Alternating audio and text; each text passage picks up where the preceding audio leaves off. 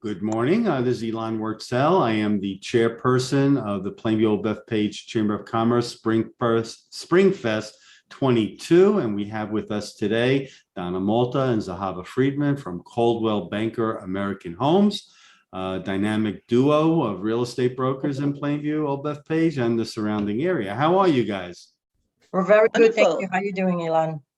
Doing all right. Glad to have you, and the chamber really appreciates you being silver sponsors of the SpringFest. And we're going to take a few minutes this morning to talk to you guys. What do you do? What makes you special? And how you guys click. So let's start off. Tell us, what is it that you guys do? Well, I've been marketing and selling homes in the area for over 40 years. I've built my business so that I've become the #1 producing agent in Coldwell Banker American Homes. And I pride myself on giving back to the community. And therefore, I'm very happy to be sponsoring the chamber in this event. Zehava, you and Dona are a team. Tell us what that's like.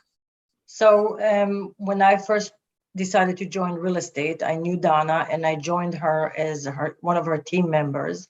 And we had a couple more team members at the time, but we are really just the two of us now. And it's very interesting because Dona's been doing this for a very long time. I sometimes kid around that she's the mayor of Plainview.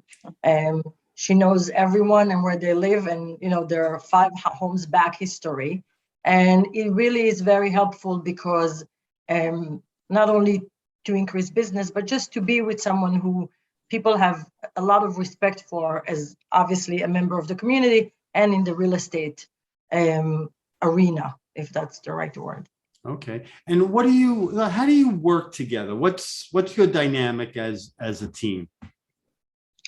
I mean, I think it changes from day to day, but generally speaking, if let's say we have an appointment, we decide who goes to the appointment. Sometimes the two of us, sometimes we decide that it's only one of us. Really, we kind of try to make sure we read the room properly.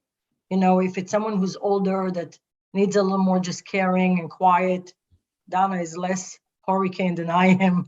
so Dona would go, sometimes the two of us, because it's important that they know both of us.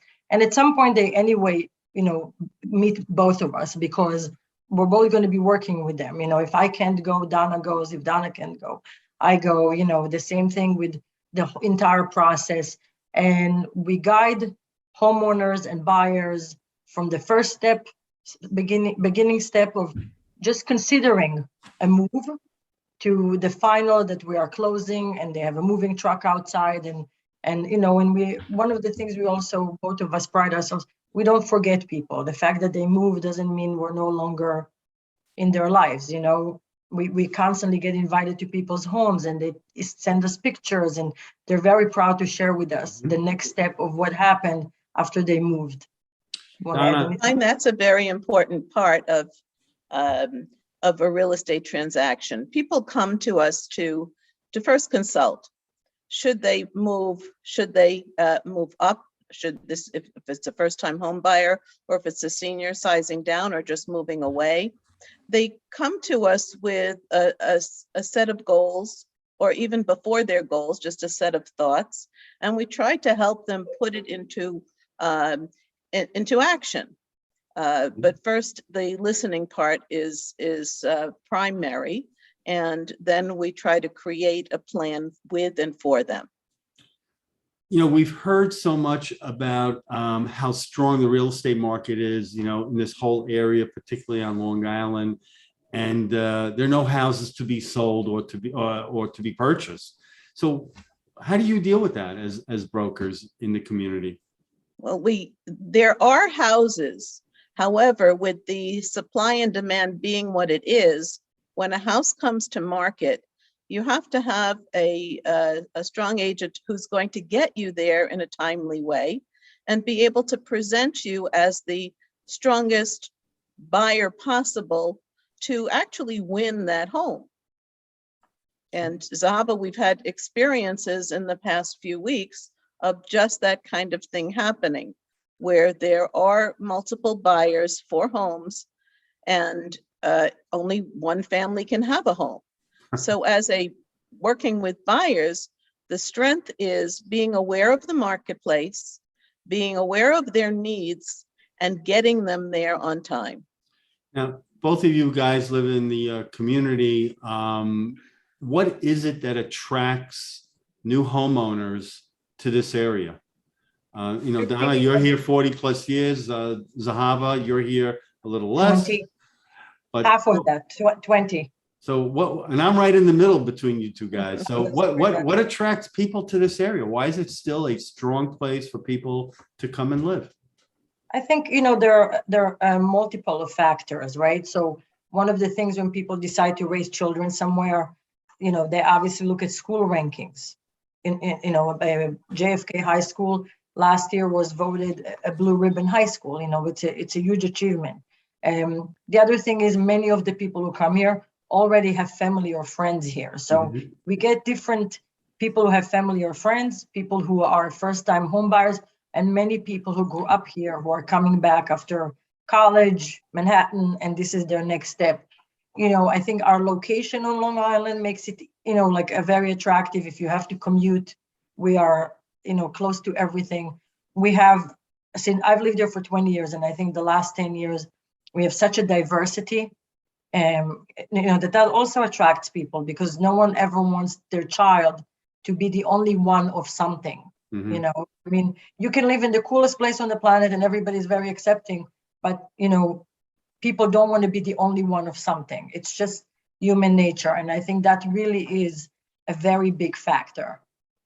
Okay. What have you found in the past 2 years, since the onset of the pandemic and COVID? What's been the most challenging, difficult thing that you've come across, in your real estate practice?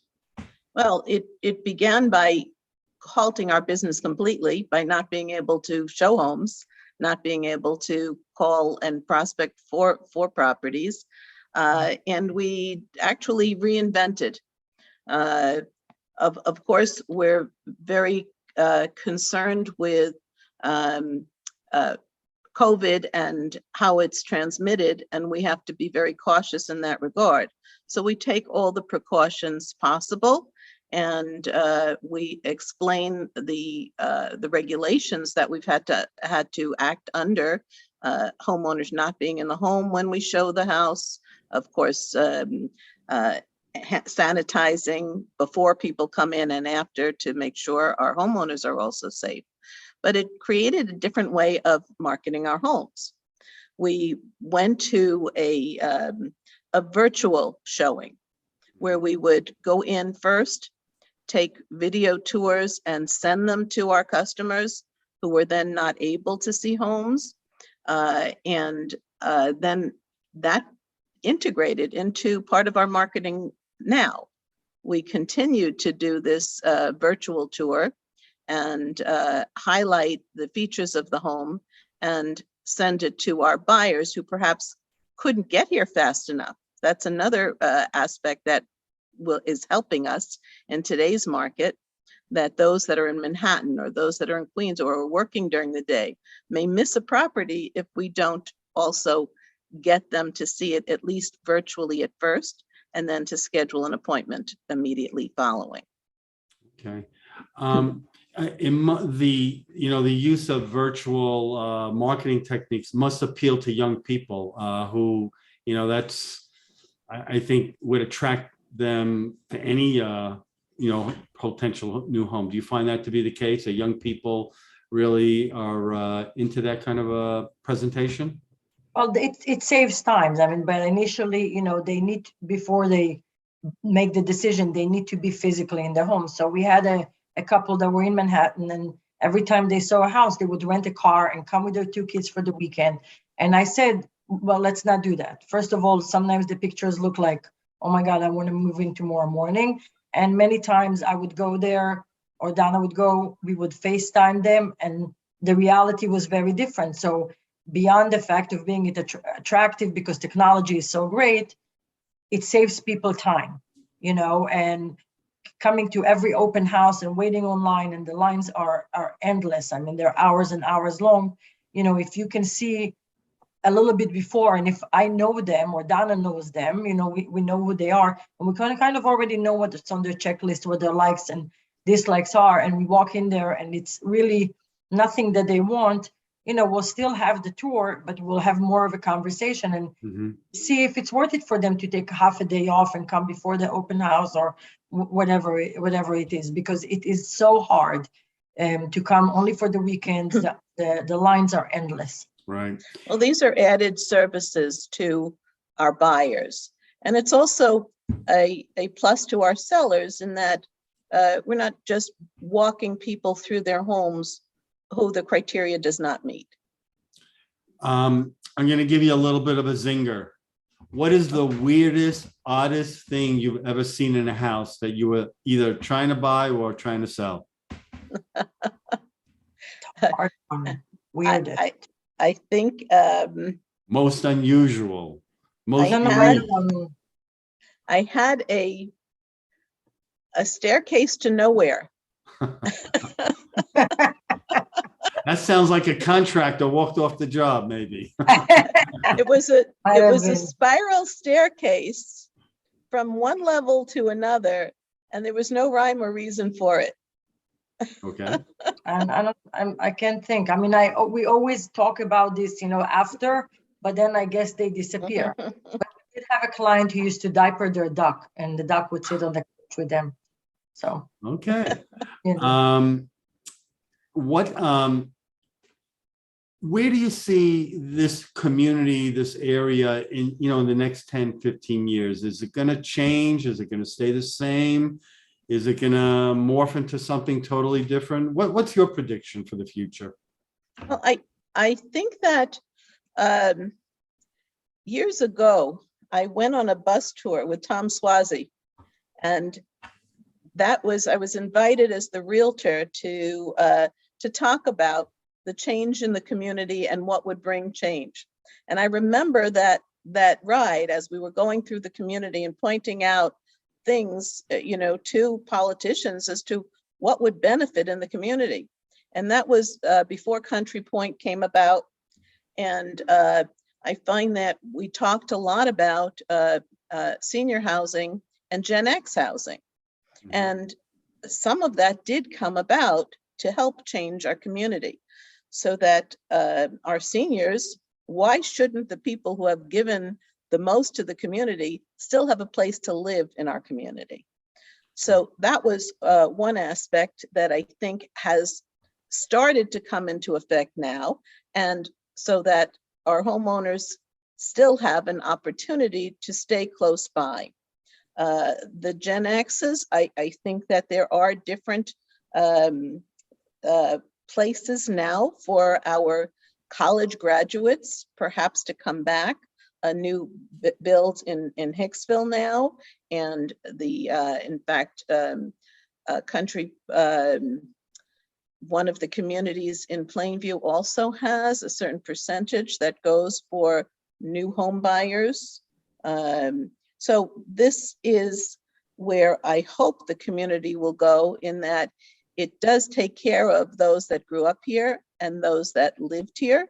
And I believe that because we are central to everything, we do have a draw to population coming from Manhattan, Queens, mm-hmm. And hopefully again our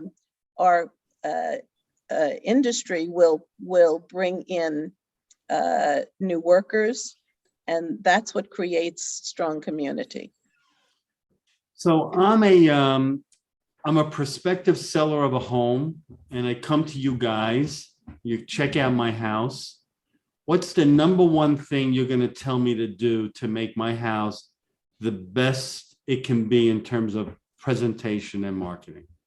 Well, Zehava's certainly the two of us go in and speak to homeowners, and well, I'm putting my laundry away. I think I got to do that, right? But it goes way more than that. And now, give me one thing that I got to do. Decluttering. We get down and dirty. Go ahead, Zehava. Decluttering is the number one thing, because people cannot see themselves living with all of other people's stuff. Mm. right? So the first thing we ask is to start decluttering. We actually have a home that went live today, and these people did incredible work. They had the biggest dumpster and they filled it up in 1 week, Mhm. you know, to make it presentable. Because people live in a home 20, 30, 40 years. They have a lot of stuff, you know, very few people are good at getting rid of stuff as they go. So decluttering is the number one. Obviously, have the house nice and clean and presentable. You know, doesn't always nice and clean and presentable doesn't always have the same meaning to all. Right. You know, so you also, it's kind of like a little bit of a fine dance, and you don't want to insult people and tell them their home is dirty. You know, we try to like make it in the nicest way, just because it makes a huge difference. I mean, really, people with dirty homes don't get as much money as people with clean homes. Really, very simple. I find that it's not clean versus dirty, but seeing yourself, envisioning yourself in another space. And in order to envision yourself in another space, you need to have a minimalistic view to where you're coming. And it's very important to work with, because these are treasures, people's things that have made their home theirs. But I always preface it by saying you're moving. You need to decide what you're taking and what you may want to leave or donate. And now's the time to start, so that you don't get anxious toward the end and have it come at you all at once. All right, here's another zinger for you. I'm a homeowner. I'm not going to sell now. Might sell 10 years from now. And I'm going to spend a boatload of money to do some kind of home improvement. What's the best improvement I can choose to do that may translate into increased sales in the future? One thing. That's not a zinger. That's Okay. actually a very common question. And the answer is? The answer is, don't do something that's going to make the home functionally obsolete. That's not an answer. Zehava, what's your answer? I will tell you exactly. No, if you have to make a room, if there's one room in the house that sells better, in my opinion, it's kitchen. Okay. You know, if you have a nice done kitchen, and 10-year-old kitchen is older, but it's better than a lot of the kitchens that we see. But like a kitchen that's inviting, that you don't have to do anything because it's the biggest expense, you know. I would think a kitchen that comes with a cook would be pretty special also, and right? the private chef that you never have to pay them. And self-cleaning, of course. Now, let me ask you this last question, because we have to wrap up a little bit. I'm a homeowner, or I'm a prospective homeowner, and I'm looking in the area to hire someone that I can work with. 5 words or less for both of you. What makes you guys special, and why should I come? 5 words or less. Zehava, let's start with you. I feel like we are professional. We're knowledgeable. Integrity. We communicate well. We have integrity. We stick by what we promise. All right, Donna, 5 words or less. I think Zehava spoke the 5 words that I would say, because in this business, integrity comes first, trustworthiness, honesty, and follow through. If you say something, you perform. Well, listen, it's been a pleasure chatting with you this morning, the dynamic duo of Coldwell Banker American Homes, Zehava Friedman and Dona Malter. Thank you so much, and thank you for sponsoring SpringFest 2022. Happy to do so. Thank you.